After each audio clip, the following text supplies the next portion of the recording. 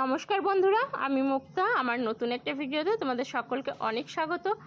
তো ঘড়িতে এখন বাজে প্রায় 6টার কাছাকাছি, আর আজ হলো রবিবার। যেদিন ভিডিওটা বানাচ্ছি সেদিন রবিবার, কিন্তু তোমরা যেদিন ভিডিওটা পাচ্ছ সেদিন শুক্রবার, কারণ ভিডিওটা এডিট করা হয়নি। আর ওই যে গতকাল যে ভিডিওটা তোমরা পেয়েছো, যে কটা দিন নিজের মতো করে সময় কাটাই, তো সেটাই কাটাচ্ছিলাম, যার কারণে কোনো প্রকার ভিডিও করিনি।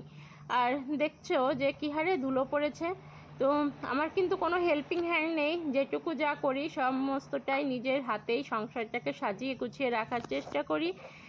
একটা সময় হেল্পিং হ্যান্ড ছিল, সে আমার বিয়ের পর থেকে মেয়ের বয়স যখন প্রায় 2.5 বছর, ততদিন পর্যন্ত কাজ করেছে। আমি তখন পুরনো বাড়িতে ছিলাম, আর এই বাড়িতে আসার পরেও না কাজ করেছে ঠিকই, কিন্তু তারপরে তখন তারও বয়স হয়ে গেছিলো, আর তখন আমাদের বাড়ি থেকে তার বাড়ির দূরত্বটাও অনেকটা, আর সে আর কাজ করতে চায়নি, বয়স হয়ে গেছিলো। আর তারপরে দেখা যাচ্ছিলো যখন গেস্ট আসতো, মানে তখন তো ননদরা আসতো, আমার বাবার বাড়ির লোকজন আসতো, তখনই না কামাইটা করতো, আর তখন ভীষণভাবে কষ্টও হতো। তো বেতন টেতন বাড়িয়েও কোনো লাভ হয়নি। তো আর এখন সেভাবে করার লোকও পাওয়া যায় না, কারণ কি বলতো, আমাদের এখানকার না মিল কলকারখানা বেশি, তো যার কারণে সেখানে লোক কাজ করে। তারপর পাপড়ের ব্যবসা, মানে ভ্যারাইটিস টাইপের আর কি কাজের আছে। তো যার কারণে মানে বাড়িতে কাজ করার লোকের প্রচণ্ড পরিমাণে অভাব। তো যাই হোক, এখন এটা অভ্যাসেই দাঁড়িয়ে গেছে। প্রথম ভীষণ কষ্ট হতো, কিন্তু এখন যেন সেটা অভ্যাসেই পরিণত হয়ে গেছে। এখন যেন মনে হয় নিজের হাতে কাজ করাটাই বেটার, কারণ আর অন্য কারো অপেক্ষায় থাকলে না, দেখা যাচ্ছে সে যখন আসতো না, হয়তো না বলে কামাই করে ফেলতো, তখন কিন্তু ভীষণভাবে কষ্ট হতো। মনে হতো ওই মানে দুখানা থাল কেন 20খানা থালের সমান হয়ে বোঝা হয়ে দাঁড়াতো মাথায়। বাসন পড়ে থাকতো, জামা কাপড় ভিজিয়ে রেখেছি আসেনি, তখন নিজেকেই কাচতে হতো, অসময়ে কাজগুলো হতো, এরকমটাই। তো যার কারণে এখন আর সেরকম আফসোস হয় না, তো অভ্যাসে পরিণত হয়েছে, যেটা বললাম। তো ডাইনিং টেবিলটা পরিষ্কার করে নিলাম, আর যে জামা কাপড়গুলো ধুতে হবে, আমি তো রেগুলারের জামা কাপড় রেগুলারই সার্ফ দিয়ে ভিজিয়ে রেখে ধুয়ে দিই, তো সেটাই করছি। জামা কাপড়গুলো এখন করে দিচ্ছি। আর মেয়ের যেহেতু স্কুল আছে, ওর 8টার মধ্যে গাড়ি চলে আসে, তো সেজন্য মানে ওর আগে আমি যে কাজগুলো সেরে নিতে পারি সেই চেষ্টাই করছি।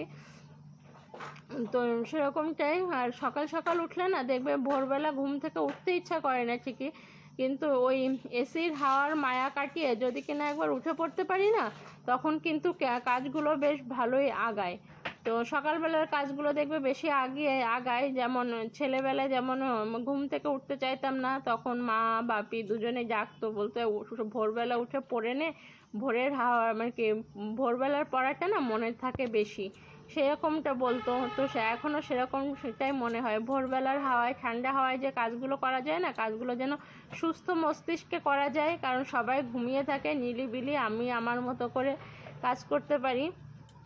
আর এই যে কয়েকদিন মেলায় ঘোরা, নামযজ্ঞে ঘোরা, সেসব জামা কাপড়গুলো জমেছিল, সেগুলো ধুয়ে দিয়েছিলাম, আর যেগুলো আয়রন করা সেগুলো তো আলাদা করে রেখে দিয়েছি, আর যেগুলো তুলে রাখার সেগুলো তুলে রেখে দিচ্ছি।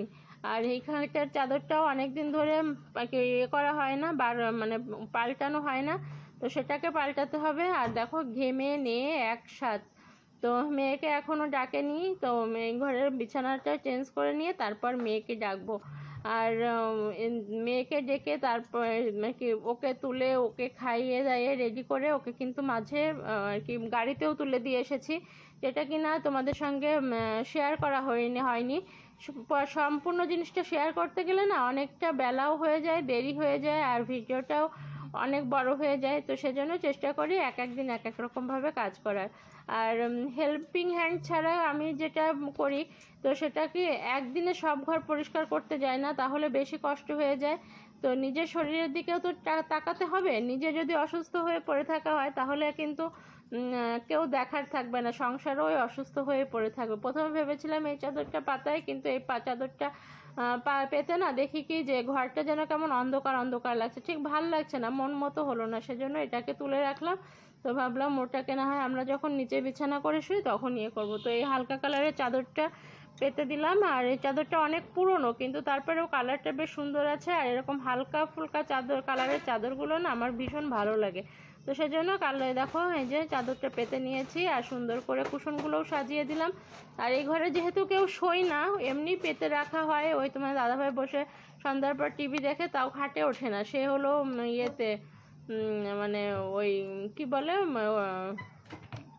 পাশে যে ইয়েটা ওখানে বসে টিভি দেখে।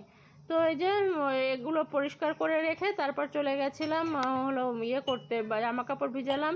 আর এই গ্লাসের স্ট্যান্ড ফেস্ট্যান্ড সব কিছু ধুয়ে দিয়েছিলাম, ধুয়ে সেগুলো আর কি পুর করে রেখে দিয়েছিলাম, জল ঝরে গেছে। তো এখন সেইগুলো একটু সাজিয়ে গুছিয়ে নিচ্ছি। আর এই যে কি ওটা তো ইয়ে করে দিয়েছে, তো ভাবলাম থাক দুদিন এমনি ফাঁকা থাক, কিছু পাতবো না। আর আম তেল দিয়েছিলাম, আম তেলটা তোমাদের সঙ্গে শেষে শেয়ার করা হয়নি। আর ওটা বয়ামের ঢালাও হয়ে গেছে, আর মেয়ে কিন্তু ততক্ষণে স্কুলে চলেও গেছে। আর হ্যাঁ যে আমি স্নান করে চলে এসেছি, যেসব জামা কাপড়গুলো ভিজিয়ে দিয়েছিলাম সেসব জামা কাপড় ধুয়ে দিয়ে ঘর দোর মুছে একদম সব কিছু টিপটপ করে তারপর চলে এসেছি। এখন জামা কাপড়গুলো মেলে দিচ্ছি আর ফুল তুলবো, পুজো দেবো, এই আর কি প্রতিদিন রেগুলার যেসব কাজগুলো থাকে সেগুলো। আর সকালবেলায় এসব কাজগুলো কমপ্লিট করে যদি স্নান করে আসার পরে ঘর দোর একদম ফিটফাট দেখি না, তখন মনের মধ্যে একটা আলাদাই শান্তি শান্তি লাগে, বুঝলে।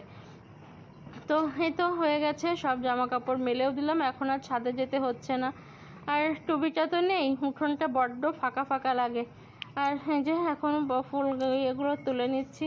দেখো চারিদিকে কোথাও টুবির আর কোনো চিহ্ন নেই। একটা সময় কত বকাবকি করতাম ওর উপরে, এখন আর কোথাও কেউ নেই, বাড়িটা একদম নিস্তব্ধ করে দিয়ে গেছে।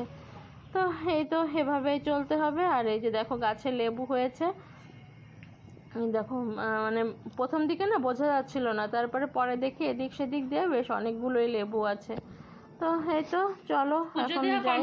আর পুজো দিয়ে অনেক সময় বসেছিলাম আর খেয়ে নিয়েছি। পুজো দিয়ে এসে স্নান করে বেরোনোর পরে কি খিদা পেয়েছে, মনে হচ্ছে আগে খেয়ে নিই। তো পুজোটা দিয়ে গতকাল চিকেন রান্না করেছিলাম, সেই চিকেন ছিল, সেটা দিয়ে ভাত দিয়ে খেয়ে নিয়েছি। চা চাপিয়েছি, চা চাপালাম, এখন চা খাবো।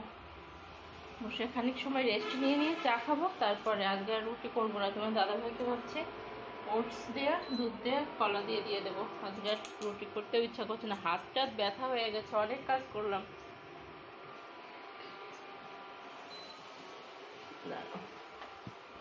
ব্যাক ক্যামেরা করে দেখায়। এক গাদা শপিং ব্যাগ জমিয়ে রাখতে রাখতে এখানে স্তূপ হয়ে গেছিলো, এখানে সব কিছু নামিয়ে এখানটায় পরিষ্কার করেছি, সব পরিষ্কার করলাম। আর এই ঘরও তো টিপটপ করে একদম গুছিয়ে রেখে গেলাম। এখন বসে বসে চাটা খেয়ে শুধু রান্নাটা করতে পারলে শান্তি, আর কোনো কাজ আজকে আপাতত নেই। চলো চা হয়ে গেছে, চাটা খেয়ে নিই এখন।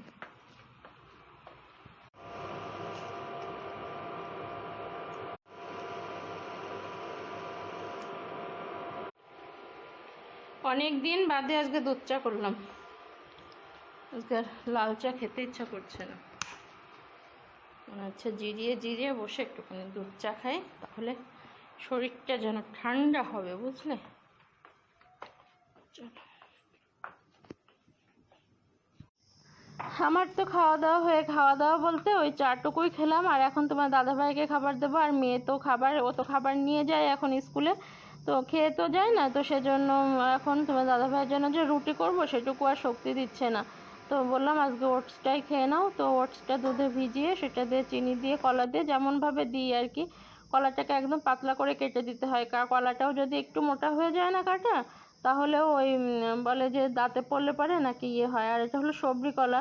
তো সবরি কলাটা না আমার সত্যি কথা বলতে সবাই সবরি কলাটা পছন্দ করে, কিন্তু আমার কাছে মনে হয় যেন চাপা কলাটায় বা সাগর কলা, ঠোঁটে কলা যেগুলো, সেগুলোও ভালো লাগে, কিন্তু সবরি কলা আমার কাছে একদমই ভালো লাগে না, কেন জানি না। তো চলো তার খাবারটা দিয়ে দিই, দিয়ে আজকে দুপুরে রান্নাবান্নারও খুব একটা চাপ নেই, মানে সকালের দিকে অনেকটা কাজ করে নিয়েছি, তো রান্নাবান্না কমপ্লিট হয়ে গেছে অনেকক্ষণ আগেই। আর আজকে খুব বেশি কিছু রান্না করিনি, অনেকগুলো কাজ করেছি, তো হাত না পুরো ব্যথা করছিল। তো দাঁড়াও ব্যাক ক্যামেরা করি, তারপর দেখাই। হ্যাঁ, এখানে আছে মাছের ঝোল, শিঙি মাছ দিয়ে আলু দিয়ে একটু জিরে বাটা আর আদা বাটা দিলাম, জিরে ফোড়ন দিয়ে আর পাতলা পাতলা করে আলু কেটে দিলাম যাতে ভালো করে সেদ্ধ হয়ে যায়, দাদাভাই খেতে পারে। আর ভাতও হয়ে গেছে। আর আর একটা জিনিস, আর বাসনপত্র সব কিছু মাজা ঘষা কমপ্লিট। চাল বাড়ন্ত হয়ে গেছিলো, চাল আসলো, চালের জায়গা করলাম এখানটায় পরিষ্কার করে। আর সেদিন যে পুঁই শাকটা রান্না করে রেখেছিলাম, বললাম না টিফিন বক্সে রেখে দিয়েছিলাম, তো সেটাকে বার করে একটু গরম করে নিয়েছি ওভেনে দিয়ে। এই হলো আজকের লাঞ্চ মেনু, আর কিছু না। আর ভাতও হয়ে গেছে, এটাকে মাজতে হবে। বাসন যেন পড়তেই থাকে, তো পড়তেই থাকে, এর আর শেষ হয় না। দই আছে ফ্রিজে, ব্যাস এই দিয়ে খেয়ে নাও। এত গরমে আর কিছু আয়োজন করতে পারছি না। আর দেখো ভাতের সিটি উঠে কি অবস্থা হয়েছে। এখানে আছে ভাতও।